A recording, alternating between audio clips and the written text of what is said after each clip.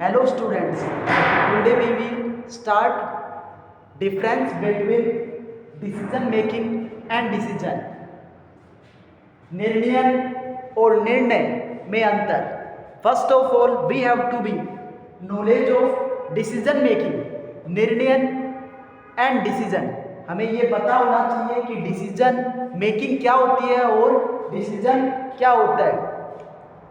तो decision making क्या होती है? एक प्रोसेस होता है जिसके थ्रू हम डिसीजन पर पहुंचते हैं. यानी कि आप ये कह सकते हो कि विभिन्न जो अल्टरनेटिव होते हैं हमारे पास में से, उनमें से किसी भी एक बेस्ट अल्टरनेटिव को सेलेक्ट करने का जो प्रोसेस होगा उसको क्या कहेंगे? Decision making.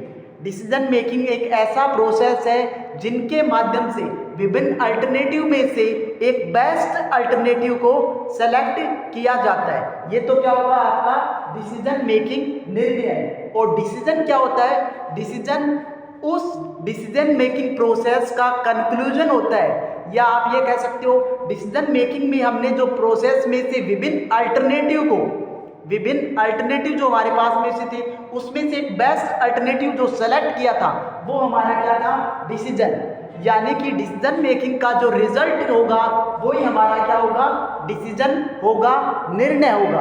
अब हम इसमें डिफरेंस देखते हैं कि डिसीजन मेकिंग और डिसीजन में क्या डिफरेंस होगा. पहले तो बेसिकली आप डिसीजन और डिसीजन मेकिंग में डिफरेंस करते हैं तो एक तो हमारे पास में बेसिस होना चाहिए. बेसिस यानी कि जो डिफरेंस कर रहे हैं उनका क्या कारण है, आधार है. फिर डिसीजन मेकिंग और डिसीजन. तो फर्स्ट बेसिस क्या होगा? मीनिंग के बेसिस पे भी आप डिफरेंस कर सकते हो. मीनिंग में क्या लिखोगे कि डिसीजन मेकिंग जो है प्रोसेस है जिसके द्वारा विभिन्न अल्टरनेटिव में से एक बेस्ट अल्टरनेटिव सेलेक्ट किया जाता है. डिसीजन जो आपके पास में विभिन्न अल्टरनेटिव थे उनसे जो कंक्लूजन निकलता है वो आपका क्या होगा? उनमें से जो बेस्ट अल्टरनेटिव सेलेक्ट किया वो हमारा डिसीजन होता है. और डिसीजन के बाद में हमारे कमिटमेंट्स स्टार्ट हो जाते हैं. यानी डिसीजन क्या होगा? जो बेस्ट अल्टरनेटिव हमने सेलेक्ट किया वो आपका डिसीजन है. और इस डिसीजन के बाद में हमारे कमिटमेंट स्टार्ट हो जाते हैं. यानी जो निर्णय लिया है उसके प्रति हम वचनबद्ध या कार्यनिष्ठ हो जाते हैं. सिलेक्शन यानी कि चुनाव. तो बेसिकली डिसीजन में क्या होगा? डिसीजन मेकिंग जो है एक प्रोसेस है जिसके द्वारा विभिन्न अल्टरनेटिव में से बेस्ट अल्टरनेटिव को सेलेक्ट किया जाता है. और आपका डिसीजन में क्या होगा? जो आपके पास में बेस्ट अल्टरनेटिव है उस पे या कौन सा बेस्ट मेथड हम यूज करेंगे, बेस्ट पॉलिसी यूज करेंगे उसके बारे में बताता है. यानी कि ये हमें कार्य पथ डिसाइड करवाता है, वर्किंग मेथड बताता है कि अब हमें किस से आगे बढ़ाना है या किस पर हमको काम करना है. ये आपको कौन बताएगा? डिसीजन. या आप ये कह सकते हो वर्किंग मेथड या कार्यपथ डिसाइड करता है जिस पे हमको चलना है. मीडियम एंड आउटकम यानी माध्यम और फिर उससे क्या होता है? तो बेसिकली इसके थ्रू डिसीजन मेकिंग के थ्रू हम क्या है? किसी कंक्लूजन पर पहुंचते हैं.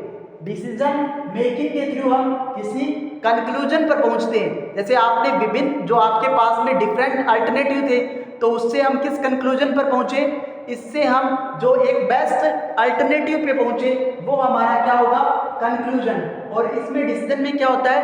कंक्लूजन होता है जिससे हमको कमिटमेंट करना होता है यानी प्रतिबद्ध रहते हैं.